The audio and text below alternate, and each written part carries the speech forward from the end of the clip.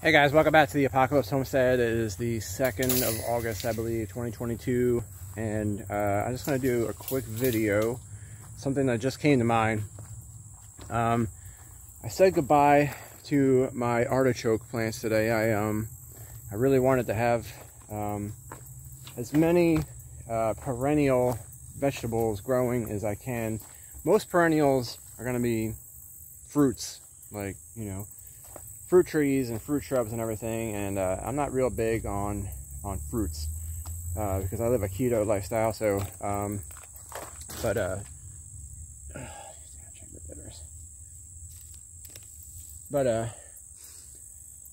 so you know, asparagus is a no-brainer. I've got a bed of asparagus here, doing beautiful. Really, probably the thing that's done the best out of everything in this garden has been my asparagus. I need to weed the bed a little bit. Looks like I might have lost one of the crowns, have died, but most of them are just doing fantastic. So next year should be a real good harvest. But I did asparagus, and then I did artichoke in this bed here, and I started to tarp it over. But I've decided to abandon my artichokes for two reasons. First and foremost, they're just not doing good in this bed, and it might be several factors, the least not being that this bed was one of the last beds that I made, and because it has a perennial vegetable growing in it, it only got amended the one time before I planted those, before I transplanted my artichoke. So the soil is probably not really good, and it wasn't doing well. It might have been the heat as well, and an overabundance of moisture. I don't really know, but I think I planted like 35 artichoke plants in here, and several of them have died. Probably most of them actually have died, so or are otherwise in very, very poor health. But when I thought about it, this is, you know, the Apocalypse Homestead is not tongue-in-cheek, guys. I really do believe that we are in the middle of an apocalypse, like a end of the world as we know it. I'm not necessarily a biblical end of the world. I'm not a biblical end times kind of person. But the end of the world as we know it, as many preppers say, the shit has hit the fan, and things are not going to return to a sense of normality.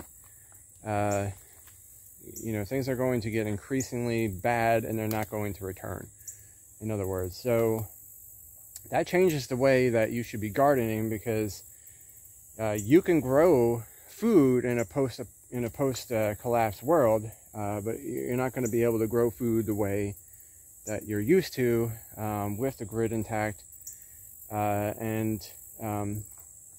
So, you know, this bed here would be fine. It would be fine just to use an entire bed to grow artichokes. But in the context of the end of the world type thing, I could get much more value and use out of this bed by growing something more perennial, because I planted this year, and even if they were doing well, which they're doing terrible, but if they were doing well, I wouldn't get a crop until next year. So I had to wait 1 year to get a crop, and then I can get each year it grows more artichokes, but smaller. So you'll get one big artichoke the first year out of each plant, if I read this correctly, and then each successive year you'll get more artichokes, but they'll be smaller until about the 5th year they'll stop growing altogether and die. So it's only 5 years of production, and probably one of those years you're going to want to let them go to seed, and you know, don't harvest the flowers, let them go to seed so you can collect the seeds, and then you can start all over again. So it's kind of like a 2 years on, 4 year off, or 4 years on, 2 years off kind of thing. And I don't really, there's just not a lot of survival value in an artichoke. I mean, they're delicious. I love artichoke hearts, but it's more of a comfort food than a type of survival food. Like for instance, these sunchokes over here, which are not related to artichokes. They're also known as Jerusalem artichokes. They just taste like artichoke, I guess. I don't really think they do, but like, this is something that I'm very happy to use a bed on perennials with, because that is going to provide value year after year after year. That's never going away, guys. So, and then in the context of even your annuals, I've had to abandon all the hybrids. Let me make sure this is clear because it looks really cloudy. It's kind of foggy and muggy out here. I've had to really stop ordering hybrid seeds because you can't really, you can save the seeds on a hybrid, but if you save the seeds on a hybrid tomato, like a Better Boy, you're not going to get a Better Boy next year. You'll get a tomato, but God knows what it's going to look like, if it's going to be any good, because they're hybrids. They're cross-pollinated, and so if you want, in a post-apocalyptic world, you might not, Johnny's and all these seed companies, Haas and Baker Creek and whatnot, they may not be around for you to buy seeds, so you're going to have to save your own seeds. So if you want a really good tomato seed, then you're probably better off getting an heirloom tomato and saving the seed, and that way you can plant it next year. And if you're saving a Cherokee tomato seed, you're going to get a Cherokee tomato plant the next year. And so everything that I'm growing right now, except for my peppers, which I had to do from starts, because I had a windstorm in the wintertime that blew my greenhouse over and destroyed all my pepper starts. They were all heirloom pepper starts, and they're all destroyed, so I had to buy starts. So some of these are hybrids, some of these might be heirloom. I don't really know. I'm not saving the seeds from them. I already have the seeds that I need to start my peppers next year, and they will all be heirloom, and I'll be saving those seeds year over year. So you have to consider that if the shit really has hit the fan, it's only a matter of time before you can't buy seeds online anymore. You're going to have to either have your own that you produced and saved from your own homestead, like I'm going to be doing now, from now on, or hope that one of your friends or neighbors or someone in the community is doing the same, and you can get some seeds off them. So just the kind of things that you'll want to be considering. You want to get the best value out of the space that you have.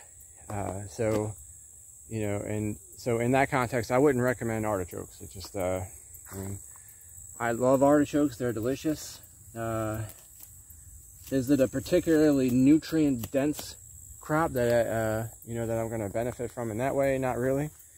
And is it it's definitely not an abundant crop where, I mean, I could get abundance from it if I grew fields and fields of it, I suppose, but I only had a 100 square foot bed of it. And it just wasn't the kind of thing that I was willing to, to keep around, especially since it wasn't doing very well. But even in retrospect, now that we're kind of like on the precipice, the deep breath before the plunge, in retrospect, I wish I had not planted the artichokes there and instead put that into my annual garden rotation. It would have a lot more compost in it right now. The soil quality would be a lot better.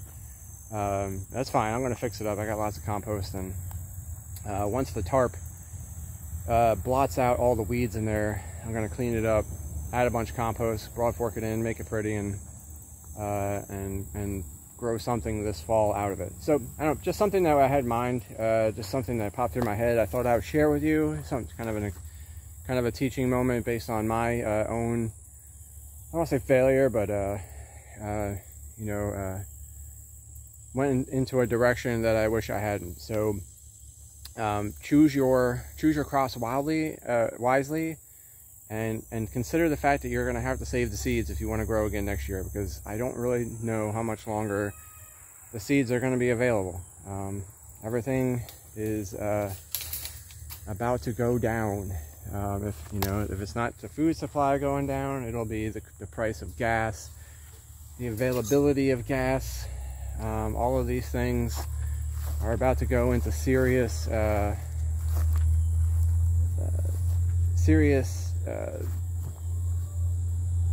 I don't know what you would call it. It's going to be bad. You're not going to have gas. You're not going to have affordable gas. Companies are going to start going out of business because they can't afford to move product, and that might include your seeds. So get your heirloom seeds now and start learning how to save seeds. A book that I have that I really need to study more. I believe it's called Seed the Table, and it shows you how to grow and how to properly save seeds for each vegetable, each variety that you're growing. And if I'm wrong about that, I'll look it up real quick and I'll put it in the description of this video, or a comment in this video, so that you can get it off Amazon. I would recommend it. I do believe it's kind of like, if I read correctly when I researched buying a book on saving seeds, that one was kind of like the Bible of seed saving. So I'll make sure I pass that on to you guys. Anyway, thanks for watching. Get started on your fall garden, guys, because fall is going to be a shit show of shit shows. And by the time it actually hits, it's really going to be very much too late to do anything about it. So, love you guys. Talk to you soon.